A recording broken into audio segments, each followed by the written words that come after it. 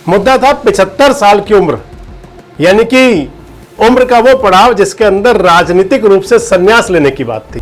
एक केंद्र सरकार की, मोदी सरकार के वजीर, एक सांसद का नाम है धर्मवीर, भिवानी महेंद्रगढ़ के सांसद हैं, और दूसरे सांसद हैं राव इंद्रजीत सिंह। इसलिए उन्होंने कहा था धर्मवीर जी ने कि अब संन्यास लूंगा, आगे राजनीति नहीं करूंगा, चुनाव नहीं लड़ूंगा। मैं इसी महीने के भीतर 70 साल का हो गया, तो किसी अवस्था में तो रहने दोगे यार।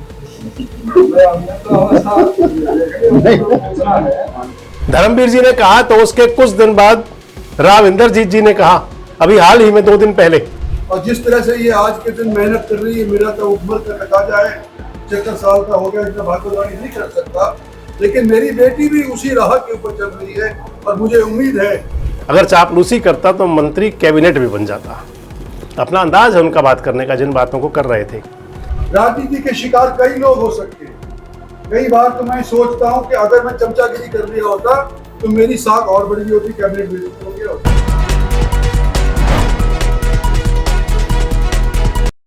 दोस्तों नमस्कार, मैं संजय मग्गू और मौजूद हैं देश रोजाना के डिजिटल मीडिया मंच पर। आपसे जुड़ रहा हूं एक ऐसे मुद्दे को लेकर जो भारतीय जनता पार्टी में कभी बड़ी चर्चा का विषय था। एक ऐसा मुद्दा जिस पर भारतीय जनता पार्टी की राजनीति काफी समय तक टिकी रही। दीगर बात है कि पिछले दिनों में वो मुद्दा गौण हो गया। मुद्दा था 75 साल की उम्र, यानी कि उम्र का वो पड़ाव जिसके अंदर राजनीतिक रूप से संन्यास लेने की बात थी। अभी हाल ही में जब प्रधानमंत्री नरेंद्र मोदी 75 साल के हुए और उससे मात्र 6 दिन पहले 75 साल के हुए आरएसएस के सरसंघ चालक मोहन भागवत जी, तो उस समय चर्चाएं चली थी कि क्या संन्यास लेंगे दोनों। लेकिन उस समय मोहन भागवत जी ने कह दिया कि अब संन्यास की कोई जरूरत नहीं है, क्योंकि जब तक आप काम कर सकते हैं तब तक आप काम कीजिए। मान ले तो वो मुद्दा बंद हो गया। लेकिन उस मुद्दे को अब धार दे दी है हरियाणा के 2 नेताओं ने, हरियाणा के 2 सांसदों ने। दोनों सांसद, एक 3 बार के सांसद, एक 6 बार के सांसद। एक केंद्र सरकार की, मोदी सरकार के वजीर, एक सांसद का नाम है धर्मवीर, भिवानी महेंद्रगढ़ के सांसद हैं, और दूसरे सांसद हैं राव इंद्रजीत सिंह, गुरुग्राम के सांसद। पहले धर्मवीर जी ने कहा कि 70 की उम्र हो गई है, अगला चुनाव जब तक आएगा तो 74 का हो जाऊंगा, और अगली जो है, क्योंकि वानप्रस्थ है सनातन के अंदर, इसलिए उन्होंने कहा था धर्मवीर जी ने कि अब संन्यास लूंगा, आगे राजनीति नहीं करूंगा, चुनाव नहीं लड़ूंगा। धर्मवीर जी ने कहा तो उसके कुछ दिन बाद राव इंद्रजीत जी ने कहा, अभी हाल ही में 2 दिन पहले। राव इंद्रजीत रेवाड़ी के अंदर अपने जो उनका पुराना क्षेत्र है, उस रेवाड़ी जिले के कुछ गांवों में थे, और वहां पर उन्होंने कहा कि अब लगता है कि समय आ गया है कि सियासत अगली पीढ़ी को सौंप दी जाए। हालांकि सियासत की विरासत अगली पीढ़ी को दे भी चुके हैं राव इंद्रजीत। और मैंने भी अपनी तरफ से ये प्रण लिया है कि जो भी ताकत मेरे को पब्लिक के मार्फत से मिली है, उस ताकत को मैं अपने निजी स्वार्थ के लिए इस्तेमाल नहीं करूंगा। और यही सीख मैंने अपनी बेटी को भी दी है। और जिस तरह से ये आज के दिन मेहनत कर रही है, मेरा तो उम्र का तकाजा है, 75 साल का हो गया, इतना भागदौड़ी नहीं कर सकता, लेकिन मेरी बेटी भी उसी राह के ऊपर चल रही है और मुझे उम्मीद है कि इलाके की तरक्की के लिए आप लोगों का साथ उसके साथ भी मिलता रहेगा। लेकिन इन दोनों नेताओं ने जो पुराना मुद्दा था 75 वाला, उसको एक बार फिर से धार दे दी कि यानी कि बड़े बड़े लोगों के लिए, यानी कि प्रधानमंत्री जी के लिए, आरएसएस के जो राष्ट्रीय सरसंघ चालक हैं, उनके लिए तो उम्र की बाध्यता नहीं है। परंतु धर्मवीर जी ने तो सीधे कह दिया कि 75 के बाद तो वानप्रस्थ है। जब हम पुरानी कल्पना करते हैं, हम पुराने समय में जाते हैं, तो 100 साल की उम्र मानी गई, और 100 साल को जो बांटा गया वो 25-25 साल के 4 युग हुए, जिसके अंदर एक वानप्रस्थ यानी कि संन्यास की सीमा 75 साल के बाद की उम्र की। हमारे पूर्वज थे ने, उन्होंने उस टाइम पर उम्र नापी थी 100 साल, 25, 50, 75, 100, और चारों अवस्थाओं में भी काम बांट दिया था। 25 तक ये करोगे, 50 में ये, 75 में ये, 100 में ये। मैं इसी महीने के भीतर 70 साल का हो जाऊंगा, तो किसी अवस्था में तो रहने दोगे यार।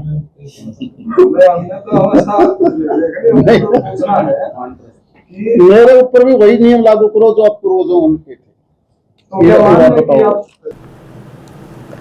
अब इसके बाद क्या हरियाणा के, क्योंकि हरियाणा में भारतीय जनता पार्टी के 5 सांसद हैं, लोकसभा के 5 सांसद राज्यसभा में हैं, और उन सांसदों के अंदर ऐसे बहुत से लोग हैं। अब अगर लोकसभा की बात करें तो मनोहर लाल जी इस समय 70 के हो चुके हैं। फरीदाबाद के सांसद हैं कृष्णपाल गुर्जर, वो 68 क्रॉस कर चुके हैं, यानी कि 4 साल बाद जब चुनाव आएगा तो 72 और 74 की उम्र हो चुकी होगी। क्या वो भी इस रास्ते पर चलेंगे? उसके बाद देखें तो फिर राज्यसभा के अंदर किरण चौधरी जी हैं, वो भी उम्र के उस पड़ाव तक पहुंच रही हैं धीरे धीरे। और अगले देखें तो फिर जांगड़ा साहब हैं, उनका भी उम्र का पड़ाव वो शुरू है। तो इन नेताओं ने संन्यास का घोषणा करके एक चर्चा को जन्म दे दिया कि क्या आगे कोई संन्यास लेंगे। भविष्य की बातें हैं, लेकिन इतना जरूर है कि गुरुग्राम और भिवानी महेंद्रगढ़ के लिए जो भारतीय जनता पार्टी की जो अगली पौध है, अगली जो कैटेगरी के नेता हैं और या फिर जो वेटिंग में थे अब तक, उनके लिए एक रास्ता जरूर खुल गया। क्योंकि जब 2 लोग रिटायर होंगे, जब 2 लोग स्वैच्छिक रिटायरमेंट लेंगे, तो उसके बाद उन लोकसभा सीटों पर नए चेहरे आएंगे और या फिर कहीं विरासत सौंपी जाएगी आगे। वैसे आपको बता दूं कि धर्मवीर जी की जो सियासत है वो विरासत की नहीं है, उनकी खुद की शुरू की हुई है। और अगर राव इंद्रजीत की बात करें तो राव इंद्रजीत को जो सियासत मिली है वो विरासत में मिली है। राव इंद्रजीत के पिता लें या पिता से पितामह लें, सभी सियासत के अंदर एक अपना अलग स्थान रखते थे। अगर धर्मवीर जी की बात की जाए, पहले धर्मवीर जी की बात कर लें, तो धर्मवीर ने अपना जो सियासी सफर शुरू किया वो गांव की पॉलिटिक्स से किया था। 1987 का जब दौर आया, जब चौधरी देवीलाल की संघर्ष समिति ने चुनाव लड़ा और चौधरी बंसीलाल के मुकाबले कैंडिडेट ढूंढा, तो नजर आए उस समय धर्मवीर को चुनाव लड़वाया गया 1987 में तोशाम से। हालांकि कई वेबसाइट्स पर मैंने पढ़ा कि धर्मवीर जी ने 3 पीढ़ी चुनाव हराई, चौधरी बंसीलाल, उनके बेटे सुरेंद्र सिंह और उनकी बेटी श्रुति चौधरी, लेकिन ऐसा नहीं है।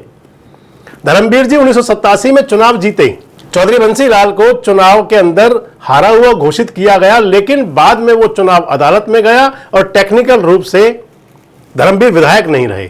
जब धर्मवीर विधायक नहीं रहे तो फिर उनको जो चौधरी बंसीलाल को हराने वाला था वो मामला क्लियर हो गया कि चौधरी बंसीलाल विधायक वापस हो गए थे, इसलिए उनकी विधायकशिप पहले 1987 से गिनी भी नहीं जा सकती।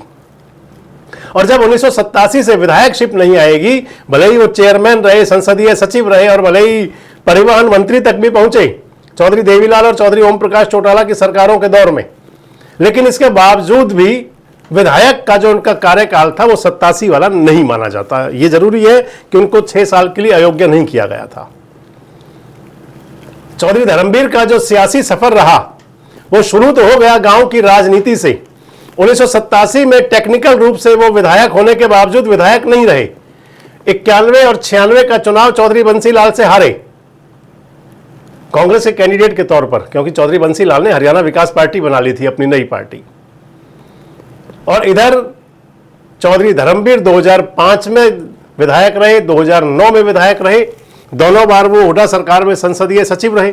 2009 में वो सोहना से विधायक बने धर्मवीर जी, और उसके बाद में उस सांसद का सफर शुरू हुआ, यानी कि 1991 तक का उनका सफर रहा लोकदल के साथ। 91 से लेकर के और 2009 तक वो रहे कांग्रेस में, और 2014 के चुनाव से ठीक पहले वो चले गए भारतीय जनता पार्टी में और बीजेपी में जाकर के 14, 19, 24 लगातार सांसद चले आ रहे हैं। धर्मवीर जी ने अब कह दिया है कि आगे चुनाव नहीं लड़ेंगे, तो धर्मवीर ने जो तोशाम उनका क्षेत्र है, जहां से इस समय चौधरी बंसीलाल की सुपुत्री किरण चौधरी और सुरेंद्र चौधरी की बेटी श्रुति चौधरी विधायक हैं, नायब सरकार के अंदर कैबिनेट मंत्री हैं आजकल।